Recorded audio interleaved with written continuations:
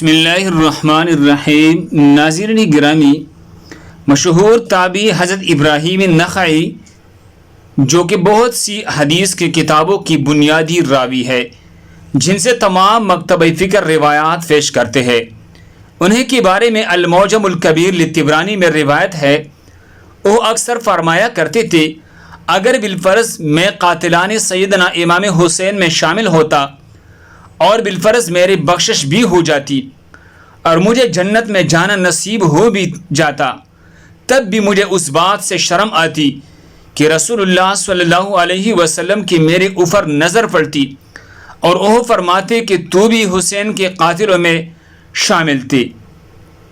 یہ روایت المعجم الکبیر للطبرانی میں موجود ہے۔ اور حضرت عبداللہ ابن عباس رضی اللہ عنہ روایت کرتے ہیں کہ رسول اللہ صلی اللہ علیہ وسلم نے فرمایا، یاد رکھو اگر کوئی شخص حجر اسود اور مقام ابراہیم کے درمیان کی نماز پڑھتا ہے اور روزے رکھتا ہے مگر وہ شخص میرے اہل بیت سے بغض رکھنے کی حالت میں اللہ سے قیامت میں ملاقات کرے گا تو ضرور آگ میں ڈالا جائے گا۔ یہ روایت مسند احمد میں موجود ہے۔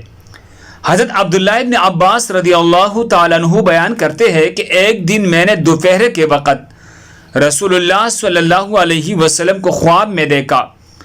آپ اس حال میں تھے کہ بال بکھری ہوئی تھی، چہرے مبارک پر گرد پڑی ہوئی تھی اور ہاتھ میں ایک شیشے تھی جس میں خون تھا۔ میں نے عرض کیا، یا رسول اللہ صلی اللہ علیہ وسلم، یہ کیا ماجرا ہے؟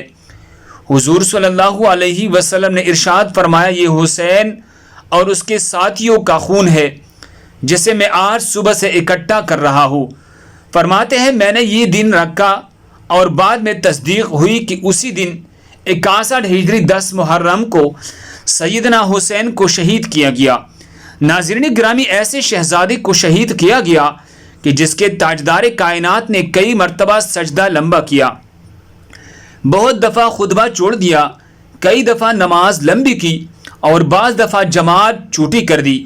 یہ یاد رکھیے کہ نواسہ رسول حسین ابن علی اور ان کے جان نثاروں کے خون سے کربلا کی ریت ہی سرخ نہیں ہوئی بلکہ اس سرخی نے ہر چیز کو اپنی لپیٹ میں لے لیا تھا۔ محدثین بیان کرتے ہیں سیدنا مولا حسین کے شہادت پر نہ صرف دنیا روئی یعنی زمین اور آسمان نے بھی آنسو بہائی۔ روایت ہے کہ نواسہ رسول صلی اللہ علیہ وسلم کے شہادت کے وقت بیت المقدس میں جو پتھر اٹھایا گیا اس کے نیچے سے خون نکلا۔ شہادت حسین کے بعد ملک شام میں بھی جس پتھر کو ہٹایا گیا اس کے نیچے سے خون کا چشمہ ابل پڑا۔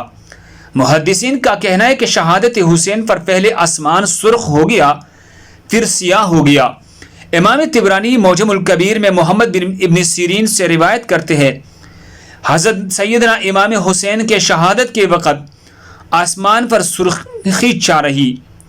اس کے علاوہ امام بیہقی رحمہ اللہ نے اپنی کتاب دلائل النبوہ البیہقی میں یہ روایت نقل کی ہے کہ حضرت علی ابن مسہر نے اپنی دادی سے روایت کی ہے، انہوں نے کہا امام حسین کے زمانے میں کم عمر دوشیزہ تھی، مجھے اچھی طرح یاد ہے جب نواسہ رسول شہید کی گئی تو اس وقت آسمان کئی دنوں تک جمی ہوئی خون کے مانند ہو گیا تھا۔ روایات میں لکھا ہے جب یزیدی فوج نے سیدنا حسین کو شہید کیا تو آسمان سے خون کی بارش ہوئی جس سے خراسان، شام اور کوفہ کی گلیوں میں آب روا کی صورت خون جاری ہوا۔ جب یزیدی فوج نے حضرت امام حسین کے سر مبارک کو بدن سے جدا کر کے کوفہ میں لایا تھا تو جس جگہ امام حسین کے سر مبارک کو رکھا گیا تھا تو وہاں کی دیواروں سے ایسی خون جاری ہو گیا تھا جیسے کہ کسی مشک سے پانی جاری ہوتا ہے۔ تاریخ میں یہ بھی لکھا ہے کہ جب امام حسین کو شہید کر کے آپ رضی اللہ تعالیٰ عنہ کی لاش پر ظلم و ستم کی جا رہی تھی تو سورج گرہن لگ گیا تھا، ہر طرف اندھیرا چھا گیا تھا، آسمان پر دن کے وقت تارے ظاہر ہونے لگ گئی، ایسے لگ رہا تھا کہ جیسے قیامت برپا ہو گئی ہے۔ امام بیہقی نے ابو نعیم نے بصرہ اسدیہ سے روایت کی ہے کہ جب مولا حسین کو شہید کیا گیا تو خون کی ایسی برسات ہوئی کہ ہمارے گھروں کے برتن خون سے گیلے ہو گئی۔ ابن جوزی ابن سیرین سے روایت کی ہے کہ قتل حسین کے بعد مسلسل 3 دن تک پوری دنیا میں تاریخ چھائی۔ 3 دن کے بعد آسمان سے سرخی ظاہر ہونے لگی۔ روایات میں آتا ہے کہ آسمان کا رونا ایسا تھا کہ آسمان کے جس حصے میں بھی نظر جاتی تھی وہ سرخ ہی نظر آتا تھا۔ ابن جوزی لکھتے ہیں کہ آسمان کے سرخ ہو جانے میں یہ حکمت ہے کہ جب کسی کا بھی غصے کی وجہ سے خون جوش مارتا ہے تو چہرہ کی رنگت سرخ ہو جاتی ہے۔ اسی طرح اللہ تبارک و تعالی نے اپنی ناراضگی کا اظہار آسمان کی سرخی سے کیا۔ ناظرین گرامی، روایات میں کربلا کے ایک ایسے درخت کا ذکر ملتا ہے کہ جب نواسۂ رسول کو شہید کیا گیا تھا تو اس درخت سے کئی مدتوں تک خون جا رہا تھا، پھر کئی سالوں تک اس درخت اور اس کی سایہ سے خون کی بو آتی رہی۔ یہ درخت کئی صدیاں گزرنے کے بعد بھی کربلا میں نہر فرات کے پاس روضہ حضرت سیدنا عباس علمدار کے دائیں جانب خون کے آنسور ہوتا ہے، اور آج بھی اس درخت کے شاخوں سے خون کے نشانات ظاہر ہوتے رہتے ہیں۔ بے شک یہ واقعہ تاریخی انسانی کا سب سے پرسوز اور دلخراش واقعہ ہے، جس پر یزیدیوں کے علاوہ اس دن پوری عالم کی ہر چیز غم حسین میں ڈوبی رہے۔ آج پھر اس پتھر سے خون ٹپکتا رہتا ہے جس پر سر انور سیدنا حسین کو رکھا گیا۔ بیہقی نے جمیل ابن عروہ سے روایت کی ہے کہ یزیدی فوج سیدنا امام حسین کو شہید کرنے کے بعد آپ کے لشکر کے اونٹ پکڑ کر لے گئی تھی۔ یزیدی فوج نے جب اونٹوں کو ذبح کر کے اس کے گوشت کو پکایا تھا تو اس کا مزہ بہت ہی کڑوا تھا، کسی سے بھی وہ گوشت نہ کھایا گیا تھا۔